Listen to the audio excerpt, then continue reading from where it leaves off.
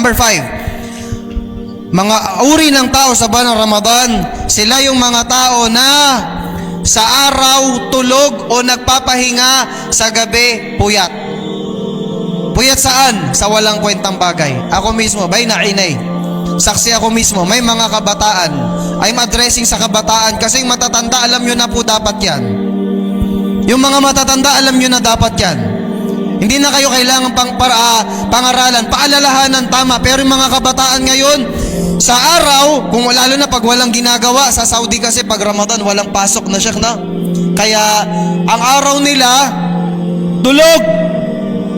Siguro gigising pang sala, tulog na naman. Pagkatapos ng Fajar, tulog maghapon, gigising pang bago mag-iftar, dire-diretso na hanggang kinabukasan ng Fajar. Naam. Tapos okay lang sana kung yung pinagpupuyatan, tahajjud, Quran, i'tikaf, puyat sa ML. Pag napunta ako ng masjid pagka last 10 nights, hindi mo alam kung anong binabantayan nila habang nag-ML. Nagsasala sa mga masjid, pero may mga kabataan, puyat, tumatambay, ang masaklap pa, nagiinuman ng alak yung iba. Tapos sabihin mo, ya Allah, Laylatul Qadar. Baka si Layla na may pamalo ang dumating. Hindi Laylatul Qadar. Si Aling Layla may dalang 2x2 para sitahin kayo. Wallahi, asa ng hiya? Asa ng hiya? Buong araw tulog ka, buong araw puro ka pahinga. Tapos pagpupuyat ka sa gabi, nandun ka, it's either ML, Facebook, Reels, kung mayaman-yaman, Netflix. Subhanallah. O kaya, pagpupuyat kasabay ng mga barkada na walang ibang pinag-uusapan kundi walang kwentang bagay. Sabihin nyo na mabuti yun. Sabihin nyo na mabuti yun. At kung papatunayan mo na may kabutihan doon, paliwanag mo sa amin, no? May mga tenga naman kami na mga nagsasalita dito. Sabihin mo, ya Akhi Marwan, walang masama sa pag-ML sa gabi ng Ramadan. Tal, usap tayo mamaya. Diba? Hamon yan. Kasi wala pa talagang mabuting maidudulot ito.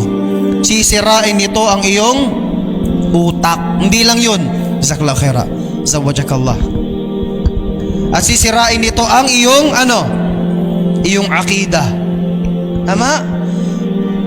Sisirain ka. Excuse. So wag po sa mga tao na ito, badiru bitawba, magmadali kayong magtauba habang hindi pa huli ang lahat. Ang Ramadan, sa araw ng Ramadan, sa gabi ng Ramadan, lahat ng gawain dito ay ibada. Tandaan mo, at kung ang gawaing mabuti sa Ramadan minumultiply ng maraming beses, ganun din ang masama, ang paggawa ng masama sa Ramadan. Minumultiply din ito ng maraming, o mas yung hurma, yung pagiging haram ng mga haram sa Ramadan mas nagiging malaki. Isipin mo, nakatanikala na ang demonyo. Sinabi ng naunang speaker kanina, Sheikh Abdul Rashid, nakatanikala na ang demonyo pero may gumagawa pa rin ng masama kasi mismo sa sarili nila sila ang demonyo. Ikaw yung demonyo. Wag mo sisina na udyukan ka ng syaitan. Hindi. Nakatanikala ang syaitan. Nakakagalaw sila pero sobrang bagal. Ya Akhi Marwan, ba't may gumagawa pa rin ng masama? Demonyo yun na nagkatawang tao. Minal jinnati wan nas. Binabasa nyo yan mula sa mga jin at mula sa mga tao.